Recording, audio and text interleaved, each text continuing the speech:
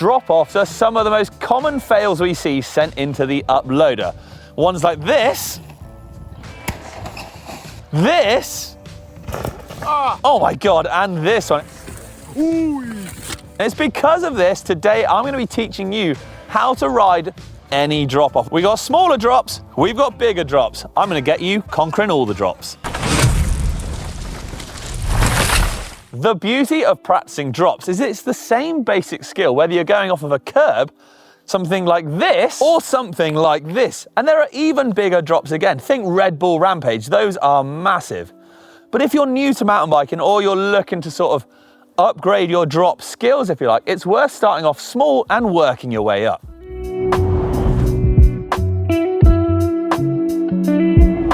To begin with then, there's a couple of don'ts for riding drop-offs, regardless of it's the smaller or the bigger.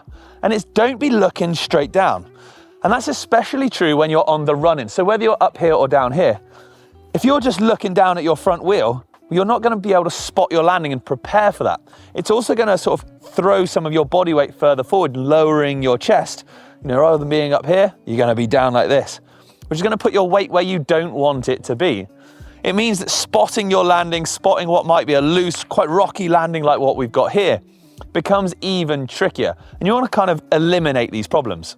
The second one is braking. All of your braking should ideally always be done before the run into the drop, so up on the trail there. You want to avoid getting hard on the anchors anywhere on the run up to the drop. This kind of long ladder style drop that we're going to be doing today, you definitely don't want to be doing any hard braking on that to scrub your speed. What that's going to do is throw your body weight where you don't want it to be. It's going to make it trickier to be standing up on the pedals and shift that weight backwards.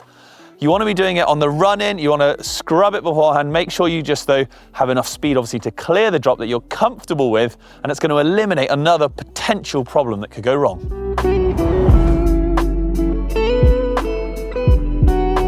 There are a couple ways to practice going off of a drop. You've got the classic weight slide, or you've got kind of the proper manualing technique, if you like. Both of which are very effective, and both of which can be practiced on something far smaller to kind of get your eye in and get the precision and the movements needed to then transfer it to something bigger. You can think of it in a couple of ways. You can kind of drop your heels and shift your hips backwards, or you can be up in that ready position, push the bike out in front of you. Both techniques are going to get you the same end result. Either of these is going to allow the kind of hips and the body weight to come ever so slightly back over the rear end of the bike. It's also going to help in the front end not dropping. If you find the front end dropping a lot, you're kind of going to need to perfect these techniques. The manual technique is a more advanced technique. It is harder to learn, but it can be learned in the same way in a much smaller, safer environment. So if you're new to it, you can practice it again off of a curb or something. And we have got loads of great videos teaching you exactly how to do that, linked in the description down below.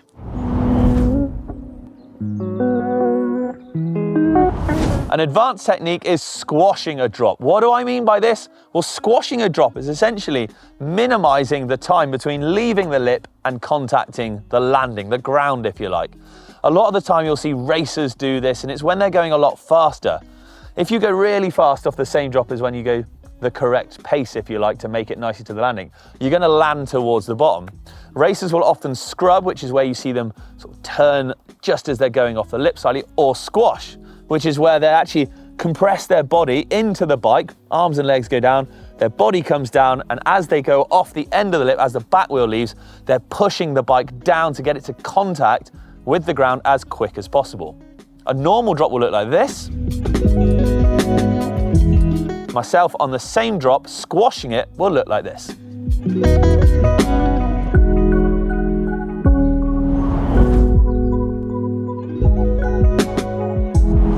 How do we differentiate and tell how much speed we need for a drop this size compared to this size?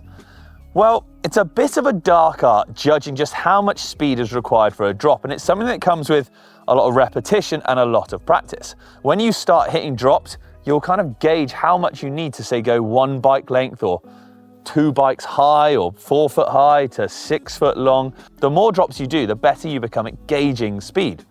But you'll generally know on the run-in whether you're going too slow to actually make any kind of gap or any kind of height. Whether you're sort of even front wheel is going to have enough momentum to be able to be picked up so you don't just chain ring it off, which is never a good thing, especially if a drop becomes of a certain height. If you chain ring it off, you're going over the bars.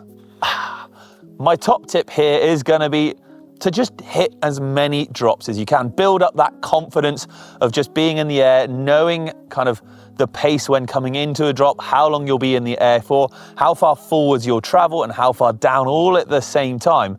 By just ticking off as many as you can, you are going to build up that sort of muscle memory and memory of just what's required, and you'll be hitting drops left, right and center, regardless of speed, before you know it.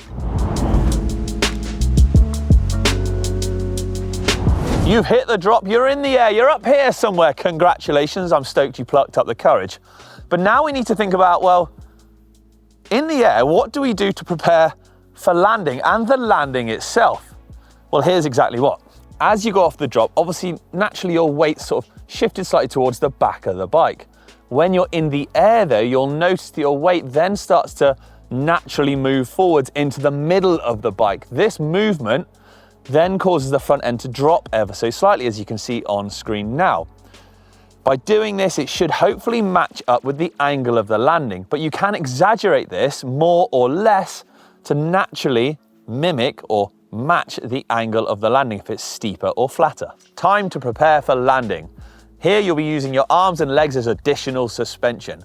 Once you hit the ground, they're going to be absorbing the impact as well. Try and remain nice and strong. You'll be in the middle of the bike. Remember, head up, pedals level, looking where you want to be going, especially on the landing and then further on down the trail to carry on riding and enjoying your time.